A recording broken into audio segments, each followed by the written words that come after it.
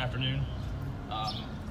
After 9/11, Mr. Stewart felt compelled to enlist in the Army as an infantryman.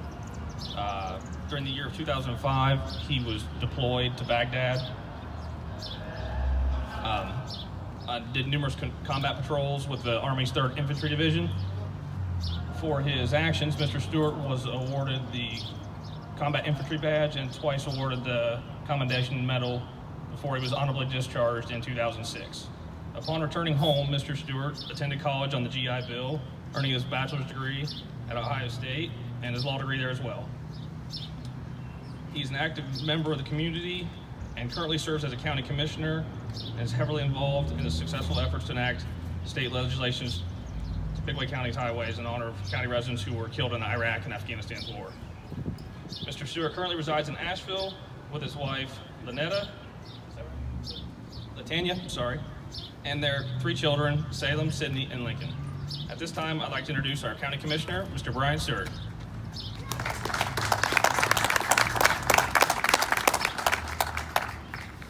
Well, thank you very much for the privilege of being able to speak with you today.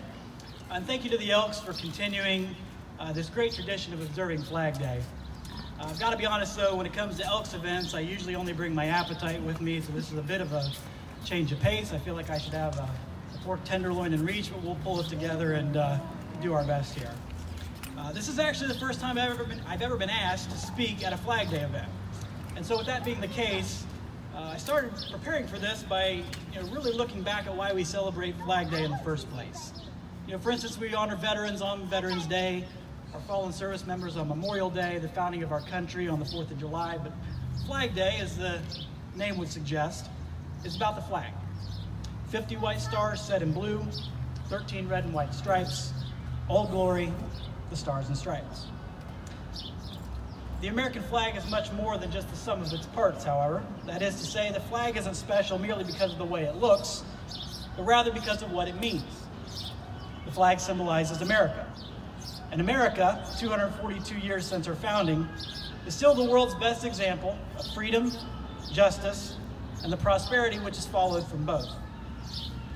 We've lived with our freedoms for so long, however, that sometimes we forget how rare and special they really are. Even in Europe today, there is no freedom of speech. Compared to America, where a child born into poverty can still become president of the United States, most people on earth live under governments which ensure that their residents die in the same class they're born. In vast portions of the world, there is no freedom of religion, and in some corners of the world, there is still no freedom at all. I am proud to live in a country that still stands for freedom, not just for ourselves, but for millions of free people all around the world. Many people agree with my sentiments, but I also know there are some who don't. I think it's impossible to ignore on this Flag Day the debate that's occurred in our country over the past year centered around the flag. As many of you will remember, the prominent professional football player began kneeling during the national anthem, while his defenders claimed there was nothing exceptional about this protest. It's just a song, they said. It's just a flag. Much ado about nothing. Tellingly, however, the player himself knew otherwise, and he explained his gesture as follows: I am not going to stand up to show pride in a flag for a country that oppresses black people and people of color. In other words, it is not just a flag. What bothered me about the player's stance wasn't just the failure to observe some outward patriotic custom. To be sure, a trip to any sporting event in America today will give you far too many examples of people who eat, talk, and text through the national anthem. And as a society, we have a lot of work to do to restore an expectation that certain basic respects to our country should be paid. I don't object to the player criticizing race relations in America either. While I disagree that our country oppresses anyone, we certainly have more work to do to ensure that all people are, as Martin Luther King Jr. said, not judged by the color of their skin, but by the color of their character. But no, what bothered me most was the idea underlying the player's words that America is only worthy of our respect when she conforms 100% to our own individual political beliefs. The idea that America is only worth admiring when she agrees with me. Ladies and gentlemen, this is very, very wrong. America is about so much more than which party occupies the White House. America is not worthy of our love and respect because it's perfect. It's not. But what I do love and respect is that America is built on the idea that each generation has an obligation to make the country better than it was for the last. America is like every other country on earth in one respect. We have made mistakes. Slavery, for one, was a sin. However, as I watched these debates play out in 2017 and 2018, I thought instead of 1863. During that year, a newly formed volunteer infantry regiment of the Union Army boarded a ship in Boston, bound for South Carolina. The 54th Massachusetts was America's first unit comprised of black soldiers, many of them former slaves. Now they were heading to fight for the Union in states that had enslaved them.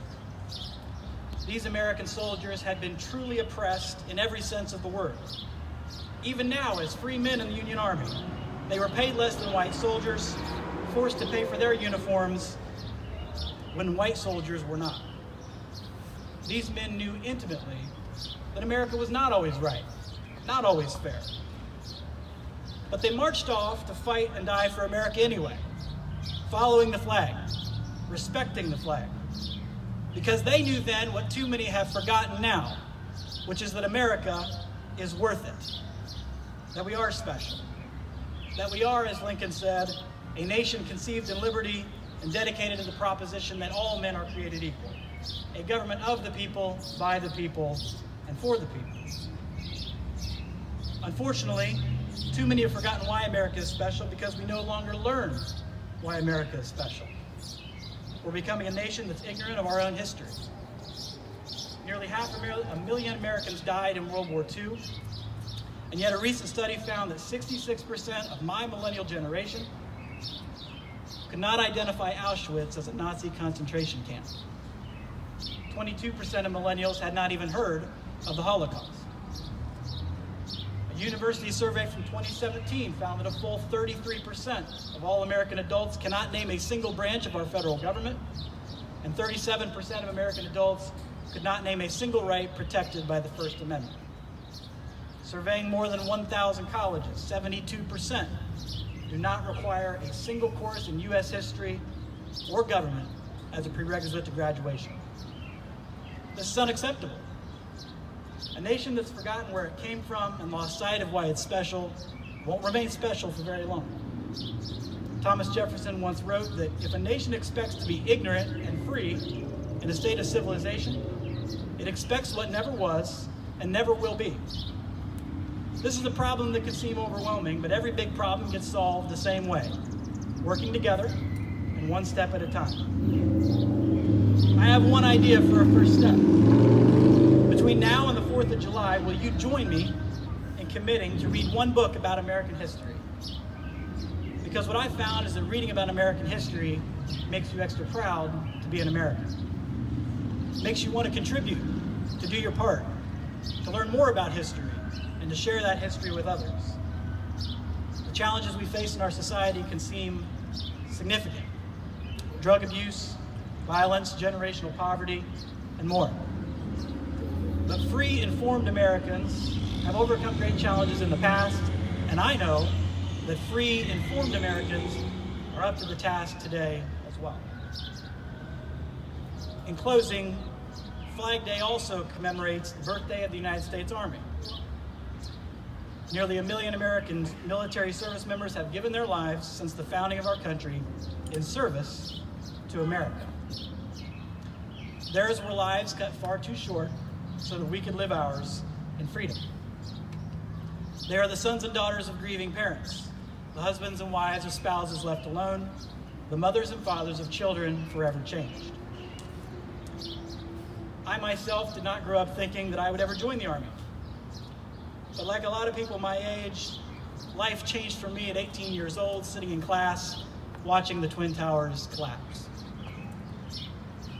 I joined the infantry and patrolled Baghdad with the American flag stitched on my sleeve. I served with 6 brave men who died for a country symbolized by a flag that they believed was worth dying for. One of these men was among the closest friends I've ever had. I carried his casket, draped by the American flag. These are the memories that flood over me when I stand for the flag. It represents the country I love and the friends who died to preserve it. It inspires me to never take my country and my liberties for granted.